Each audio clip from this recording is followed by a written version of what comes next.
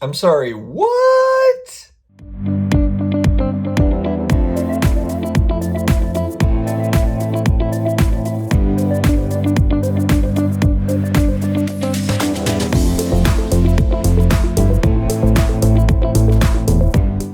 Hey, sports card collectors, investors, all of my collectibles friends. I hope that everyone is having a great morning. Hopefully this video starts your morning off right. We've got some big news, guys. It's funny, like every time I release my weekly news video, which is on Tuesdays, I swear on Tuesday, there is always big news. It always seems to happen, and it happened again. We're going to get into it. It has to do with Goldin Auctions and CSG. But before we get started, if you're new here, please hit that subscribe button, karate chop the notification bell. Don't break it or anything. I mean, don't break your computer, but you get the point. We've got more than 400 videos on the channel. We have almost 8,000 subscribers, and we would love to have you as part of the crew. So thank you very much for joining. Also, if you would like to help support the channel, we do have Amazon links in the video description. Any qualifying purchases made through those links, we do get a small piece of that pie. So thank you very much. All right, guys, master marketer Ken Goldin Master marketer Ken Goldin has done it again. He has essentially raised money. He's got growth money is what we're calling it. $40 million to be infused into Goldin Auctions for technology to help run things smoother. I mean, this guy has gotten to the point where he's just got massive auctions coming through. I remember hearing that he wanted to do them more regularly. And so it's a pretty big deal, and it's not a small investor group, as you probably figured out. It is a group called the Chernin Group, I believe is how you say it. It includes Kevin Durant, Nat Turner, who also was part of the purchasing group for PSA, Marky Mark and the Funky Bunch, Marky Wahlberg is part of this, Logan Paul, and Bill Simmons are just a few of these people that are involved in it. So just kind of wild. And before I go further, thank you to Lameme James. Lameme James is the one that brought this to my attention on Instagram. If you have not found Lameme James, it's all E's, Lememe James on Instagram. He's got the funniest memes that are all sports card collectibles related. It's hilarious. So definitely check him out. But he was the one that had posted this yesterday before I had seen it. Pretty big news. I mean, this is a pretty big deal because, yes, in the grand scheme of things, $40 million, it's not $1 billion like what the PSA buy was, but I mean, it just shows you again kind of the ascension of this hobby. And, you know, of course, the fun part of it is speculating, what does it all mean?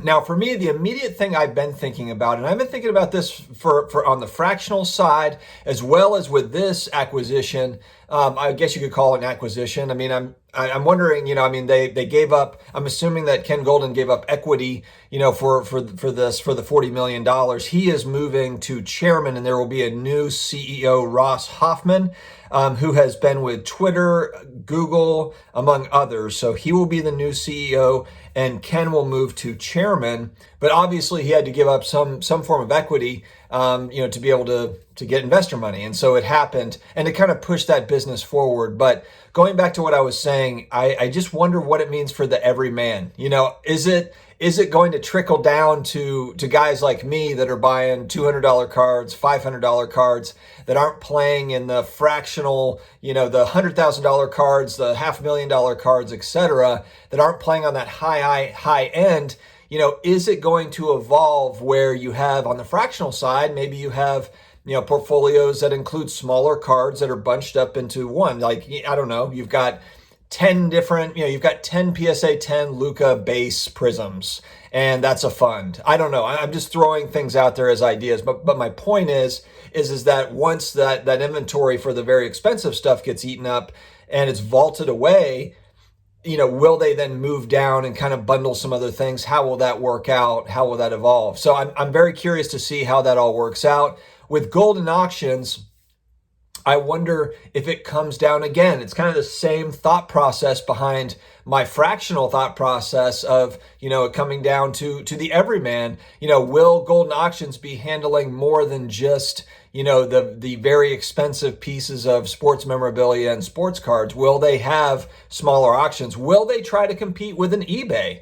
And then people might laugh, like, why would they do that? I hear you, but hear me out. So eBay has basically control over that sports card market, and it's an auction house that is there. And then of course you do have buy it nows and things, but the point is if they are able to create something that is similar or able to kind of evolve Goldin Auctions into a competitor, more of a competitor to eBay on a daily basis, do they want to do that? I guess that's my wonder. This is the speculation of it all.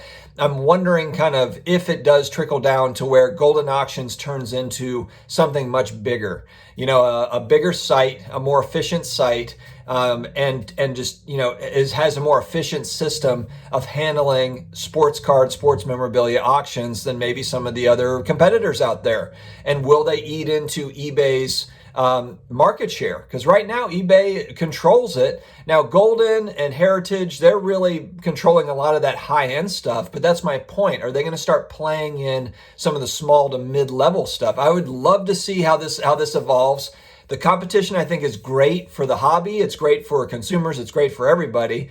So that's a big thing. How does this help kind of the everyday man, or does it? Or does it have no effect? Because frankly, I don't have any cards big enough that are at Goldin Auctions, or that I could even send to Goldin Auctions right now that would be a part of, the winter auction or whatever, the monthly auction that they put on.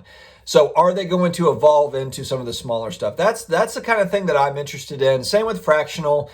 Does it trickle down? Once these big rare cards get vaulted away and they need more offerings and they need more inventory, what then?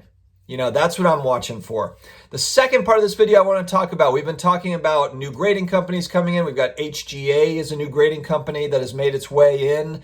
They've got cool labels and cases. I think that I like it. I like how it looks. CSG just announced it is open for business. Submission time. They are ready to go. So I'm very, very closely watching this. I have seen feedback, whether it be on forums or on YouTube comments of I will give CSG a shot, or maybe just for like the Pokemon stuff or just for the Marvel cards or whatever, because CSG is a subsidiary of CGC, and if you're into graded comic books, CGC owns that space. This is not a brand new grading company. This is a company that's been doing it for a long time.